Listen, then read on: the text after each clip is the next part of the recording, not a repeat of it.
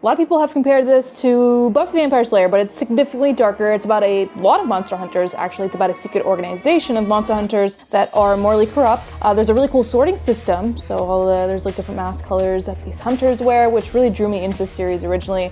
And it's a female-led series. Really big fan of the main character. Her name is Erica Slaughter, and this comic has actually been picked up to be a Netflix series. This is Something is Killing the Children, and issue 40 just dropped. So these last few issues have been actually very fascinating. These take place before the first issue. They're kind of an episodic Monster of the Week format, focusing on Erica Slaughter as a character. Erica Slaughter is such a dynamic and just realistic character because we get to see all these different sides of her, and we get to see her vulnerability, which I think is what really attracts me to her as a character. So in this world, actually only kids can see monsters, and kids actually manifest them by believing too much in scary stories, essentially. So if you have a little sibling, for example, and you're telling them a ghost story, like at the campfire, if they believe it too much, it could result in them manifesting a monster by mistake. But it's interesting because the scary stories that we all know is influenced by our culture and our region, and this also influences what monster is created. And the monster hunters, they're called the Order of St. George, but they care more about keeping monsters a secret than actually saving people, so they're always killing off witnesses, and so they're always killing off children. Something is killing the children, and that thing is monsters and monster hunters. And the hunters, they're like pretty much recruited as children, and part of the initiation process, among other things, is them defeating a demon and putting it in the body of their childhood stuffed animals.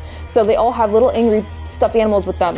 That is something that once loved, that is now filled with an evil monster that is forced to be their companion. It's such a cool premise. Erica Slaughter's life, like every monster hunter's life in the Order, is pretty tragic and full of a lot of death and pain. And Erica Slaughter is a black mask, which means that she is a solo hunter. She hunts alone, and she's constantly rebelling against the Order, and she's doing this by saving as many lives as she possibly can. She has a really big heart and a lot of empathy, so every time she's interacting with the people that she's trying to save, when she's going town to town and trying to figure out how the monster's created and saving these people, she really attaches to these lives. And so it makes their potential deaths so much harder, especially when the death is done by her own organization. So issue 40 just dropped. This really explores Erica's relationship with Aaron, who's pretty much her brother, and Jessica, who's kind of her mother figure. And we get to see more of a dark side of Erica in this issue, which I just think really just makes her more human and make her more lovable and likable. The fact that she could have these dark moments but still choose to do good in the end. In issue 39, the last issue, we actually had a therapist session with Erica Slaughter, and I felt like we just really got to see so much vulnerability from her and learn more about her as a character.